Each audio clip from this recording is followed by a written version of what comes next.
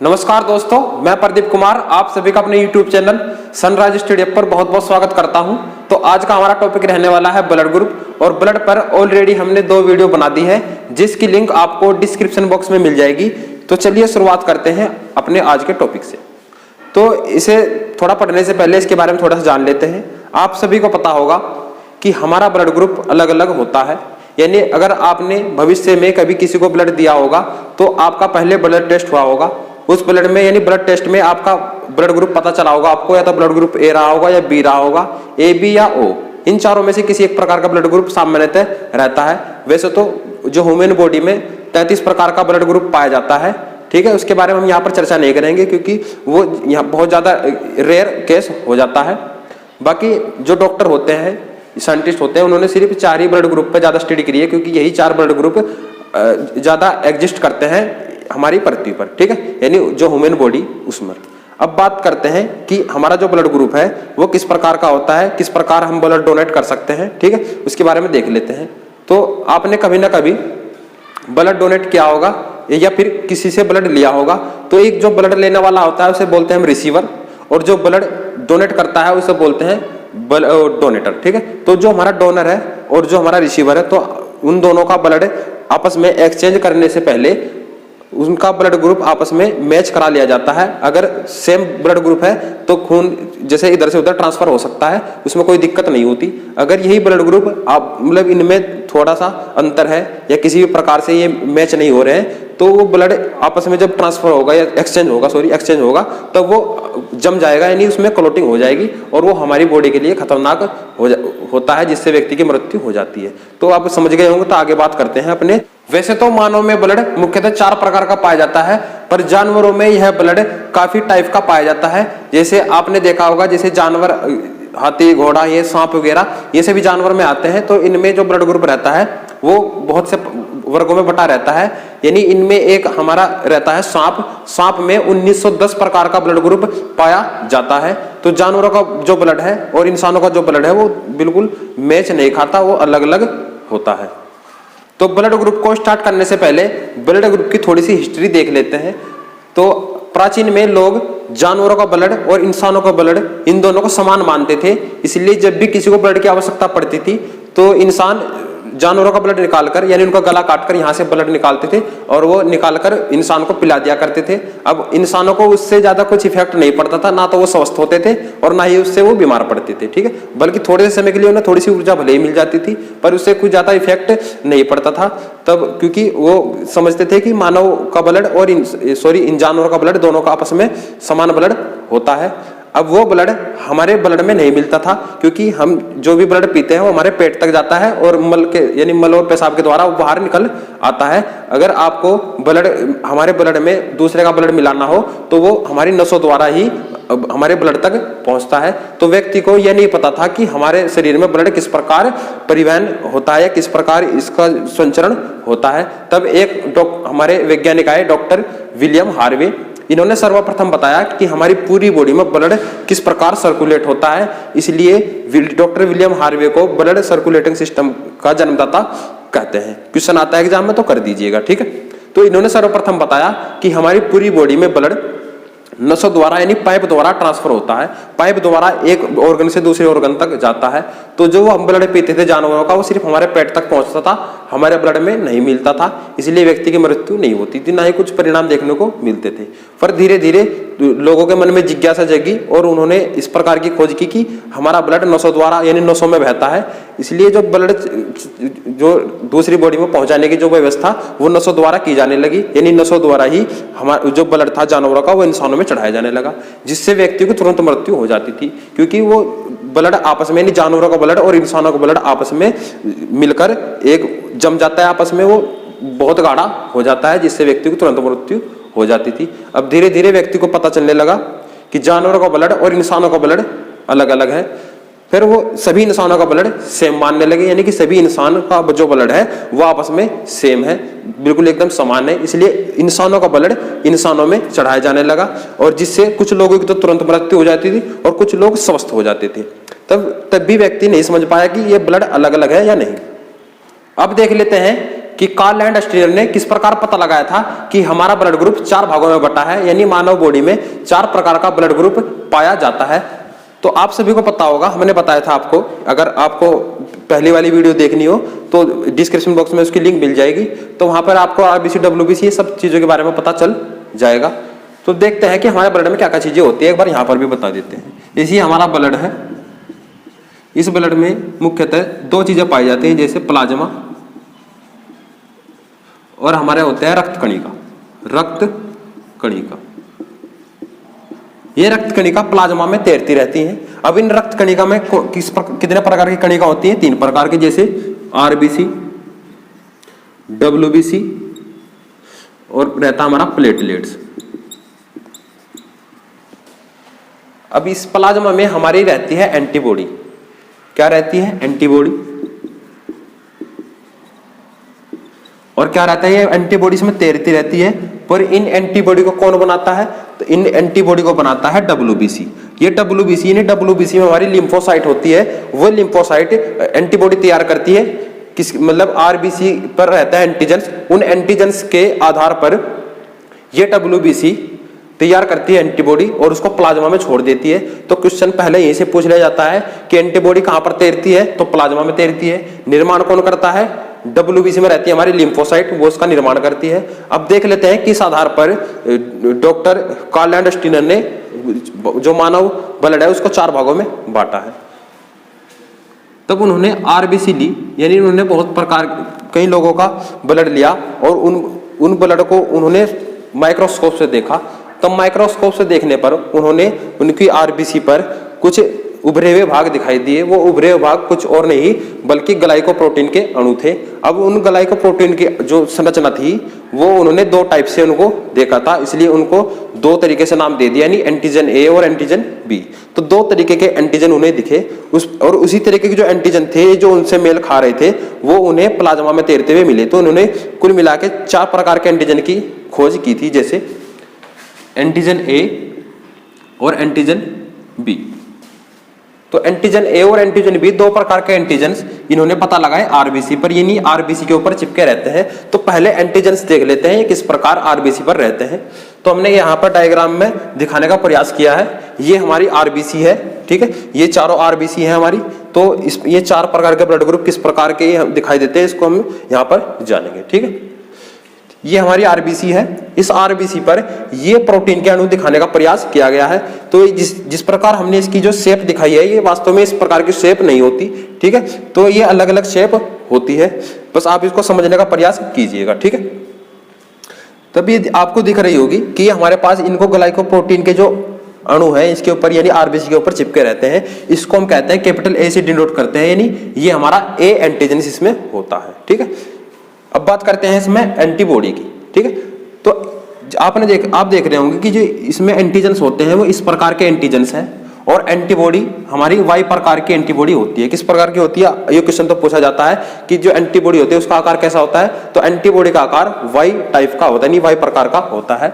अब आप देखोगे कि ये वाई इस आकृति में कभी फिट नहीं होगी, और जब ये फिट नहीं होगी तो इसमें ये सामान्य रूप से तैरती रहती है। अगर आप ये वाली एंटीबॉडी इस वाले ब्लड में मिला दोगे तो ये इसमें पूरी फिट हो जाएगी और इसमें चिपक कर ये खून को गाढ़ा कर देगी। इसलिए इन दोनों की एंटीबॉडी अलग अलग होती है।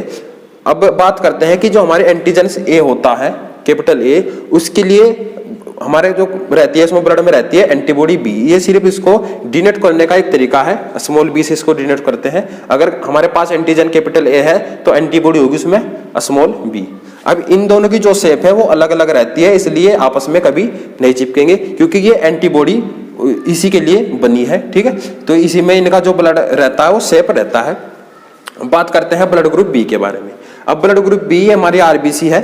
अब इस पर अलग प्रकार का एंटीजन पाया जाता है, इसकी शेप थोड़ी सी अलग होती है। अब इसमें एंटीबॉडी रहती है स्मॉल ए। अगर हम डिनोट कर रहे हैं एंटीजन को कैपिटल बी से तब एंटीबॉडी रहेगी स्मॉल ए। अब स्मॉल ए की जो शेप है वो कुछ इस प्रकार की है और जो हमारा एंटीजन है उसकी शेप इस प्रकार की है।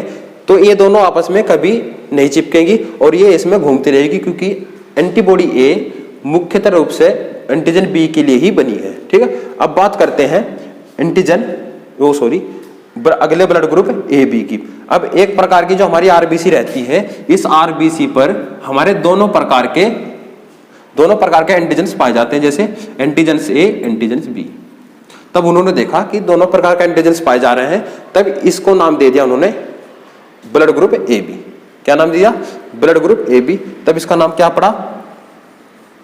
Blood group A B. और इसमें जो एंटीबॉडी रहती है वो किसी प्रकार की एंटीबॉडी नहीं रहती। अब देखिए आप किस प्रकार, इसमें अगर एक भी एंटीबॉडी रहती तो ये जो ए बी ब्लड ग्रुप वाले जो व्यक्ति हैं इस पृथ्वी पर से नष्ट हो जाते। ठीक है, तो अगर इसलिए ऊपर वाले ने इसमें कोई किसी भी प्रकार की एंटीबॉडी नहीं बनाई है। अब देखते हैं, जैसे कि हमारी ए बी है, क्योंकि इस ए बी में एंटीजन्स ए है और एंटीजन्स बी है, यानी बात करते हैं इसकी, यानी ये इस प्रकार की संरचना भी है इसमें और इस प्रकार की संरचना भी है। ठीक है, तो अगर इसमें आप चलो सोचिएगा, अगर इसमें हम एंटीबॉडी ए डाल दें या कि एंटीबॉडी ए होती तो वो इसको चिपका लेती, इसको चिपका लेती। ठीक है, अगर इसमें एंटीबॉडी हमारी बी होती तो वो इसको चिपका लेती। ठीक है, और इससे हमारा ब्लड क्या होता? वहीं पर चिपक जाता और ऐसे व्यक्ति की तुरंत मृत्यु हो जाती। यानी पृथ्वी पर इस प्रकार का ब्लड ग्रुप एग्जिस्ट नहीं कर पाता, इसलिए इसमें कोई किसी प्रकार की एंटीबॉडी नहीं होती। और जब इसमें कोई प्रकार की एंटीबॉडी नहीं होती तो ये व्यक्ति का सामान्य रूप से देखा गया है कि ये व्यक्ति ज्यादा बीमार रहते हैं, क्योंकि इसमें एंटीबॉडी नहीं रहती। ये एंटीबॉडी हमें बनानी पड़ती है। जैसे कुछ बाजार में दवाइयाँ आती हैं, आप गए होंगे डॉक्टर के पास, तो डॉक्टर इसमें एंटीबायोटिक दवा मिलाते हैं जिससे उनमें शरीर में एंटीबॉडी बनती है और रोगों से सुरक्षा होती है। तो इन लोगों को ज्यादातर एंटीबायोटिक दवा खानी पड़ती है। बाद में बताएंगे एंटीबॉडी होती क्या है, उसके बारे में अलग से बताएंगे। ठीक है, अब देखते हैं ब्लड ग्रुप ओ के बारे में। अब उन्होंने देखा कि एक ब्लड ग्रुप इस प्रकार का भी है जिसमें हमारा मतलब किसी भी प्रकार का एंटीजेंस नहीं है, ना तो एंटीजेंस ए और ना एंटीजेंस बी। जैसे ये हमारी आरबीसी है, इस आरबीसी पर उन्हें किसी भी प्रकार का प्रोटीन नहीं दिखाई दिया, पर उनको इसमें यानी इस प्रकार के जो ब्लड ग्रुप वाले जो ब्लड होते हैं उसमें उन्हें एंटीबॉडी दिखाई दी, यानी एंटीबॉडी ए भी विद्यमान रहती है। इसमें एंटीबॉडी ए यानी एंटीबॉडी ए भी दिखाई दी और एंटीबॉडी बी, ये दोनों प्रकार की एंटीबॉडी इसमें इन्हें दिखाई दी। ठीक है, पर इसमें किसी प्रकार का एंटीजेंस नहीं था। और जब इस प्रकार के जो ब्लड ग्रुप की खोज हुई थी उस समय इस ब्लड ग्रुप को जीरो ग्रुप यानी जीरो ब्लड ग्रुप कहा जाने लगा।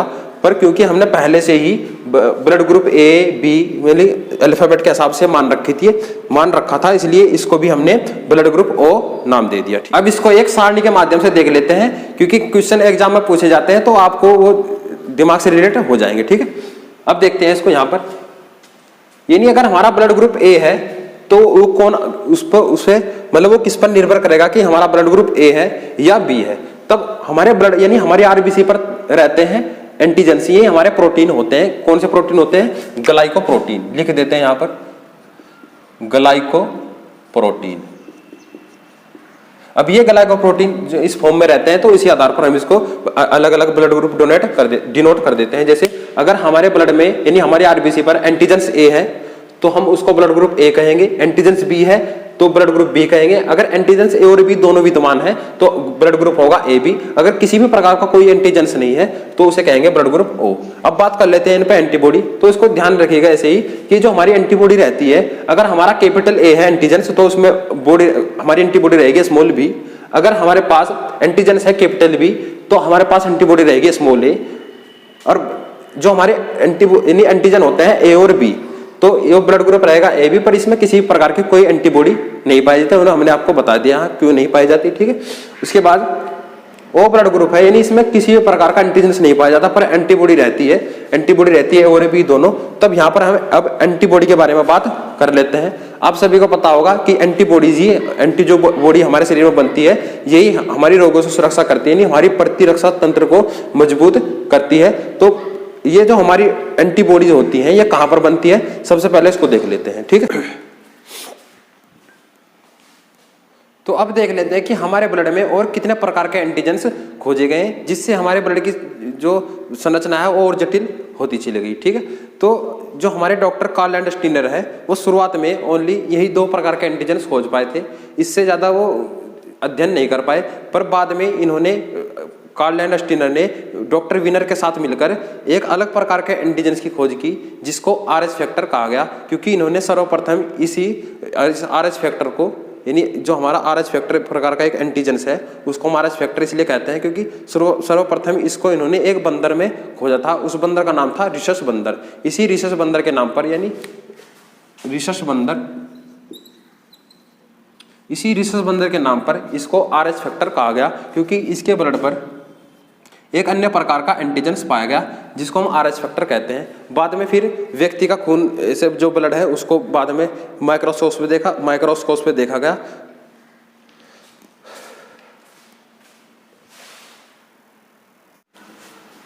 ये एंटीबॉडीज हमारी WBC में बनती है।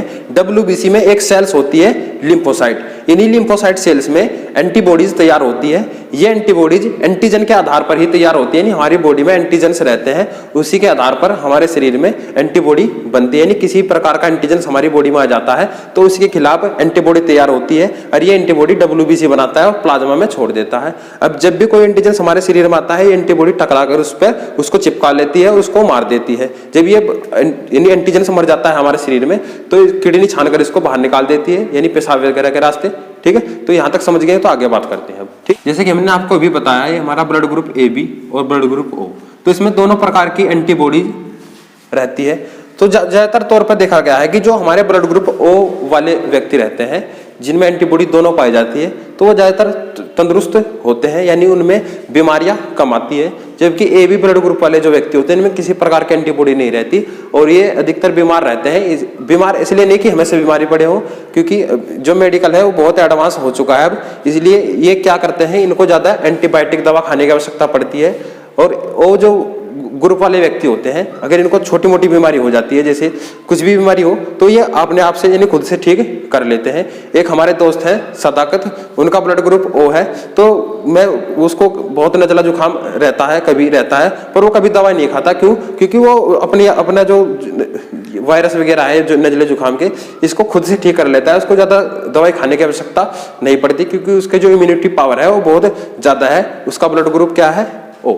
ठीक है, तो अब देख लेते हैं कि एंटीबॉडी हमारे शरीर में किस प्रकार वर्क करती है।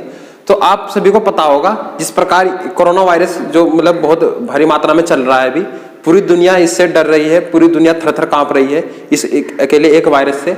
तो इस वायरस की जो संरचना होती है बहुत ही जटिल होती है। आपने देखा होगा इस प्रकार की संरचना होती है वायरस की। ये हमारी कोरोना यानी जिसे हमारा सूर्य दिखाई देता है, इस प्रकार की ये संरचना होती है। तो इस प्रकार की जो संरचना है, यानी ऐसी शेप की एंटीबॉडी तैयार करने के लिए हमारे ब्लड को बहुत समय लगेगा, यानी लगभग 1 साल 1.5 साल। यानी व्यक्ति इसको खुद से सही नहीं कर सकता।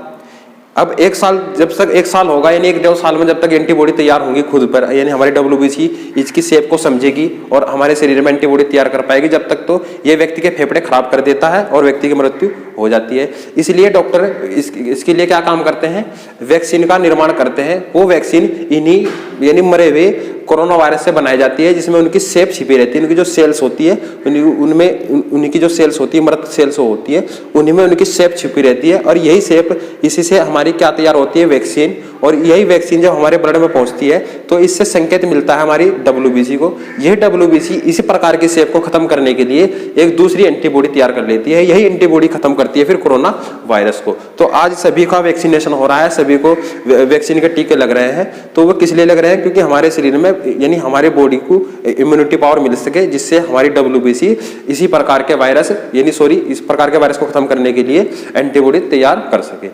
तो अब देख लेते हैं कि हमारे ब्लड में और कितने प्रकार के एंटीजेंस खोजे गए हैं, जिससे हमारे ब्लड की जो संरचना है वो और जटिल होती चली गई। ठीक है, तो जो हमारे डॉक्टर कार्ल एंड स्टीनर है वो शुरुआत में ओनली यही 2 प्रकार के एंटीजेंस खोज पाए थे, इससे ज्यादा वो अध्ययन नहीं कर पाए।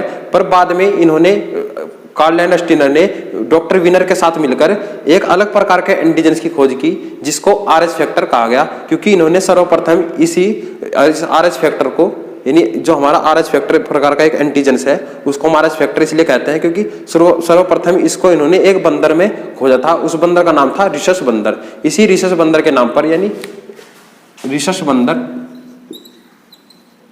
इसी रिसस बंदर के नाम पर इसको आरएच फैक्टर कहा गया, क्योंकि इसके ब्लड पर एक अन्य प्रकार का एंटीजेंस पाया गया जिसको हम आरएच फैक्टर कहते हैं।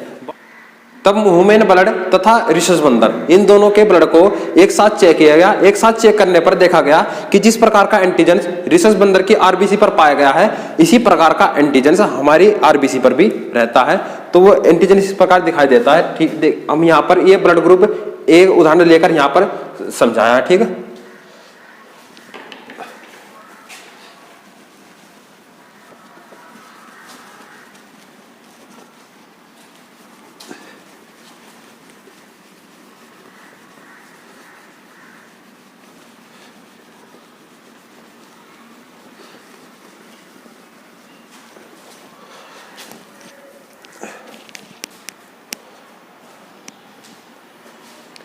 तब ह्यूमन ब्लड तथा जो रिसस बंदर है, इन दोनों के ब्लड को एक साथ चेक किया गया। तब एक साथ चेक करने पर देखा गया कि जिस प्रकार का एंटीजन रिसस बंदर की आरबीसी पर मौजूद था, सेम टू सेम उसी प्रकार का एंटीजन हमारी आरबीसी पर भी देखा गया। ठीक है, यानी अगर हम इसको उदाहरण से समझें, यहाँ पर ये हमारा ब्लड ग्रुप ए है और ये भी ब्लड ग्रुप ए है। ये हमारा एंटीजन कैपिटल ए है इसमें, और इसी पर अलग प्रकार का एक एंटीजन पाया गया जिसको नाम दिया गया RH फैक्टर। इसी RH फैक्टर जिस ब्लड ग्रुप में मौजूद रहता है उसको हम कहते हैं RH पॉजिटिव, यानी इसमें RH फैक्टर विद्यमान है।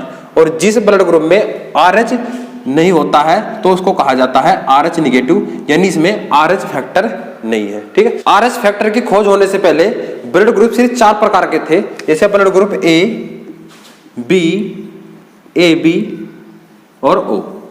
पर जब RH फैक्टर की खोज हो गई, यानी जिन व्यक्तियों में RH फैक्टर यानी RH जो एंटीजन है वो मौजूद था, तो उनको A पॉजिटिव कहा गया, जिनमें नहीं था उनको A नेगेटिव। इसी प्रकार ये तीनों भी ऐसे ही, जिनमें मौजूद था उनमें, जैसे B है तो RH फैक्टर मौजूद है तो B पॉजिटिव, नहीं है तो B नेगेटिव।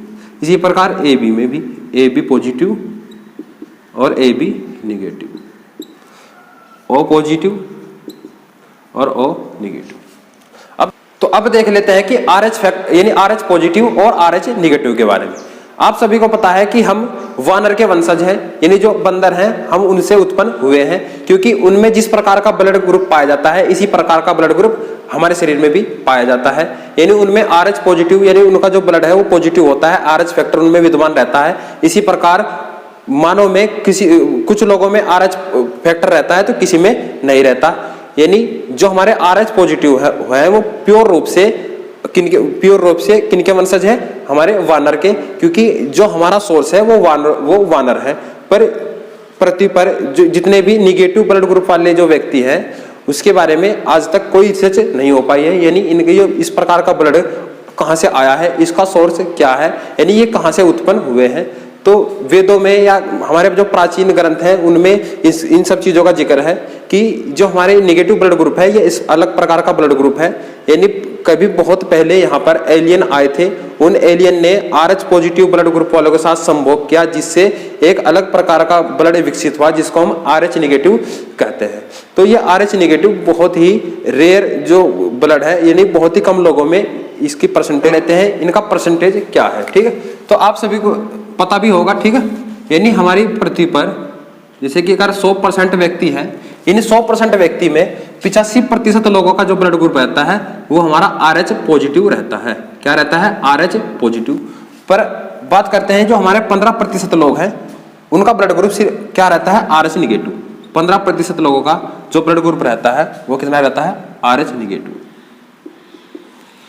अब पृथ्वी पर विद्यमान सभी व्यक्तियों में सबसे ज्यादा ब्लड ग्रुप कौन सा पाया जाता है? क्वेश्चन पूछ लिया जाता है तो इसमें रहता है मुख्यतः O+, यानी O पॉजिटिव हमारी पृथ्वी पर 38% लोगों में रहता है, 38%।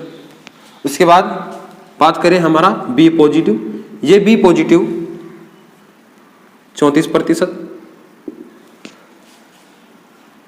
A पॉजिटिव 9%, और एक रहता है हमारा AB पॉजिटिव।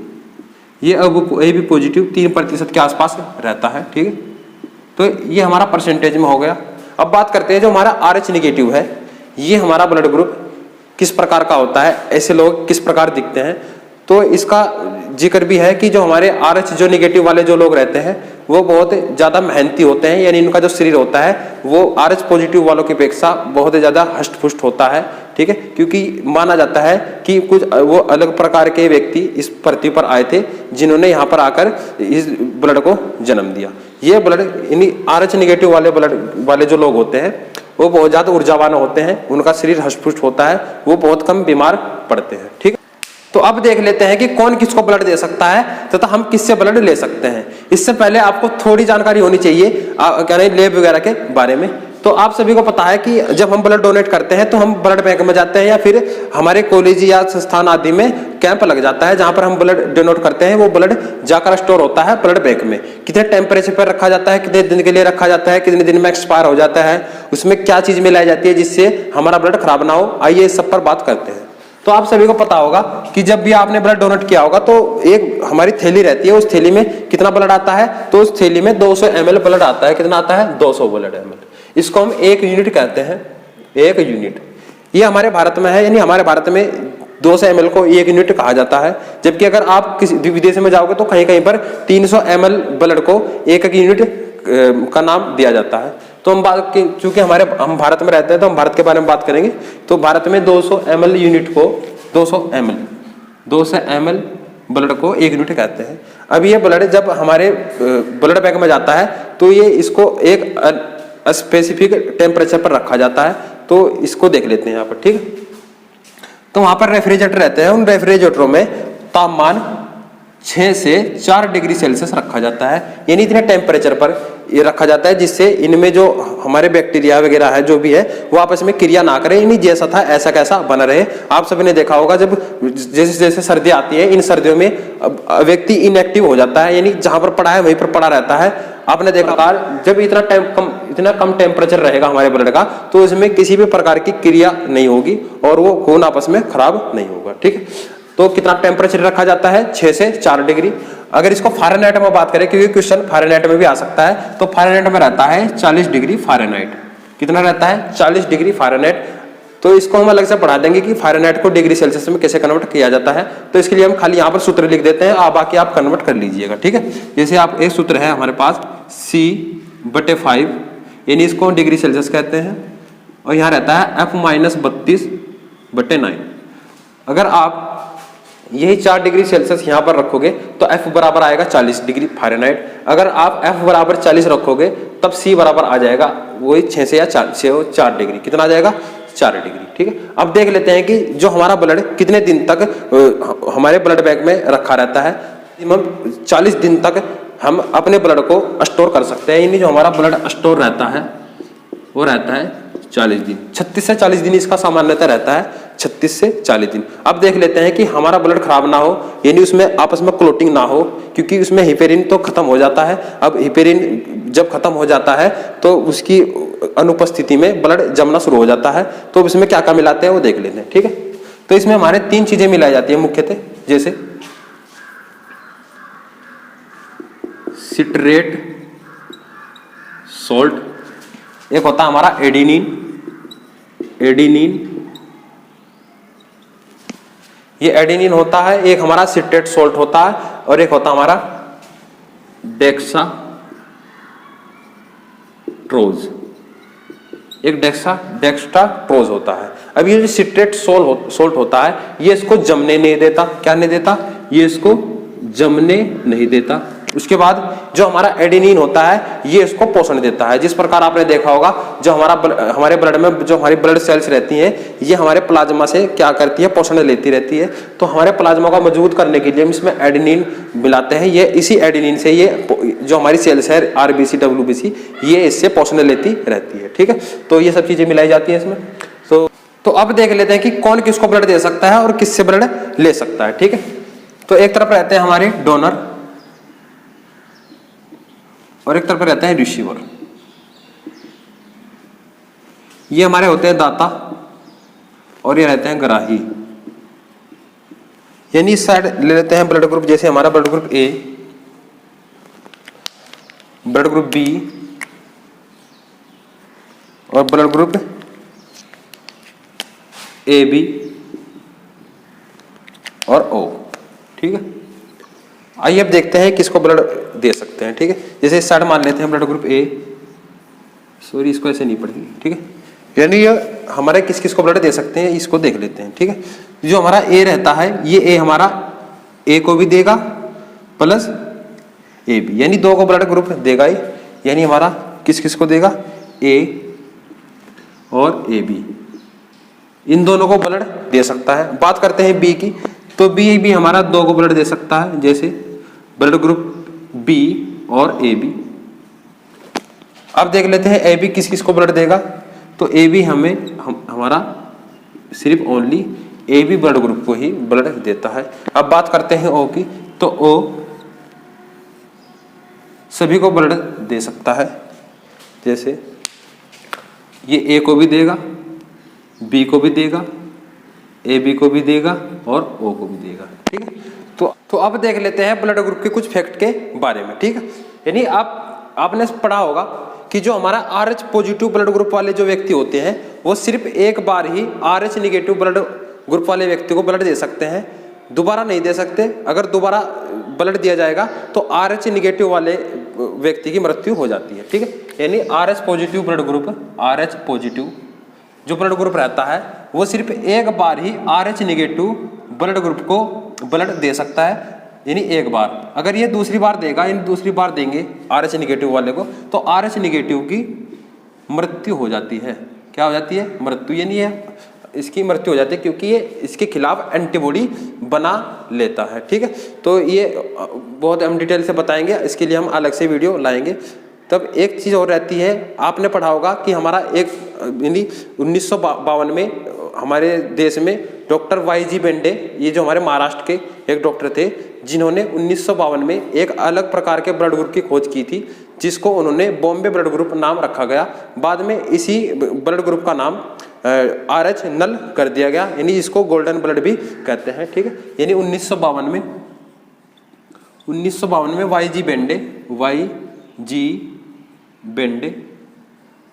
YG बेंडे ने महाराष्ट्र में एक अलग प्रकार के ब्लड की खोज की।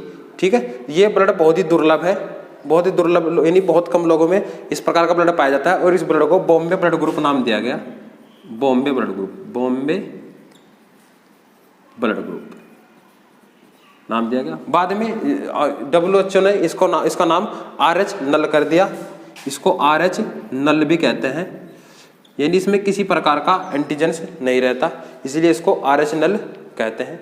इसके बाद इसका नाम गोल्डन ब्लड भी पड़ गया, यानी इसको गोल्डन ब्लड भी कहते हैं। ठीक है, आइए अब देख लेते हैं एरिथ्रोब्लास्टोसिस क्या होता है। एरिथ्रोब्लास्टोसिस यानी अगर इसके बारे में हमें पहले से पता नहीं रहेगा तो इससे हमें बहुत ही खतरनाक परिणाम देखने को मिल सकते हैं। यानी पहले अगर जो गर्भपात की जो बीमारी देखी जाती है वो इसी कारण देखी जाती है। यानी कुछ महिलाओं में होता है कि जब भी जैसे बच्चा पैदा होने वाला हो तो पैदा होने से पहले ही बच्चा गर्भ में मर जाता है, जिसे गर्भपात कहते हैं। अब ऐसा कुछ निम्न कंडीशन में देखने को मिलता है। ठीक है, तो आइए देखते हैं, इसको एरिथ्रोब्लास्टोसिस कहते हैं, यानी एरिथ्रो यानी रेड ब्लड सेल और ब्लास्ट यानी फटना। ठीक है, तो जो हमारे ये सब चीजें क्या होती है आइए इसको समझ लेते हैं। यानी हमारा निम्न कंडीशन में होता है, जैसे अगर हमारा जो मेल है और एक रहता है हमारा फीमेल, अगर मेल का ब्लड ग्रुप RH पॉजिटिव है, RH पॉजिटिव, और जो फीमेल है उसका ब्लड ग्रुप RH निगेटिव है, तब इस कंडीशन में ये चीजें देखने को मिलती है कि जब भी बच्चा पैदा होगा तो उसका ब्लड ग्रुप भी दो प्रकार का हो सकता है। जैसे या तो बच्चा RH पॉजिटिव होगा या फिर बच्चा RH निगेटिव होगा। अगर बच्चा जो हमारे बच्चे का जो ब्लड है अगर वो RH निगेटिव है तो कोई इससे कोई प्रभाव नहीं पड़ेगा, और जितने भी बच्चे होंगे वो सब जिएंगे, सबकी यानी किसी की मृत्यु नहीं होगी। पर दिक्कत आती है RH पॉजिटिव ब्लड ग्रुप के साथ। अगर RH पॉजिटिव यानी जब हमारी फर्स्ट डिलीवरी होती है तो फर्स्ट डिलीवरी में बच्चे पर कोई प्रभाव नहीं पड़ता, क्योंकि जब बच्चा तैयार होता है और 8-9 महीने का हो जाता है, तब उनमें यानी जो हमारी जो गर्भनाल होती है जिसे प्लेसेंटा कहते हैं, उस प्लेसेंटा के थ्रू फीमेल का ब्लड और बच्चे का ब्लड आपस में मिलता है, जिससे थोड़ा सा ब्लड उधर भी जाता है, थोड़ा सा इधर भी आता है और ब्लड में एक्सचेंज हो जाता है। ठीक है, अब अगर RH पॉजिटिव रहेगा ब्लड, तो जो हमारी निगेटिव जो ब्लड ग्रुप वाली महिला है, ये इसको एंटीबॉडी समझ लेती है। अब शुरुआत में इतना समय नहीं मिलता कि इसके खिलाफ एंटीबॉडी तैयार कर पाए। ठीक है, तो शुरुआत में तो बच्चा पैदा हो जाएगा तंदुरुस्त, कोई दिक्कत नहीं, पर जब दूसरी बार महिला गर्भ धारण करेगी, तब ये ब्लड ग्रुप में एंटीबॉडी तैयार हो चुकी होती है और ये समझ जाती है कि ये कोई मतलब अलग प्रकार की एंटीबॉडी है, तो इसको मारने के लिए दूसरी एंटीबॉडी, उनके जब ब्लड आता है 8वें-9वें महीने में, ये ब्लड दोबारा फिर बच्चे के शरीर में आता है और उसमें एंटीबॉडी तैयार हो चुकी होती है। ये एंटीबॉडी जब बच्चे के शरीर में पहुंचती है तो बच्चे का पूरा ब्लड जम जाता है और बच्चे की गर्भ में ही मृत्यु हो जाती है। ऐसा इसलिए होता है क्योंकि जो हमारी RH निगेटिव महिला होती हैं, ये इनके खिलाफ एक एंटीबॉडी तैयार कर लेती है, क्योंकि इन दोनों का ब्लड ग्रुप अलग अलग होता है। अब यहाँ पर दिक्कत नहीं आती, क्योंकि महिला का ब्लड ग्रुप RH निगेटिव और बच्चे का ब्लड ग्रुप RH निगेटिव। अगर बच्चे का ब्लड ग्रुप RH निगेटिव है तो कोई दिक्कत नहीं होती, बच्चा ठीक ठाक यानी जीता है आराम से। ठीक है, उम्मीद करता हूँ आपको वीडियो अच्छी लगी हो।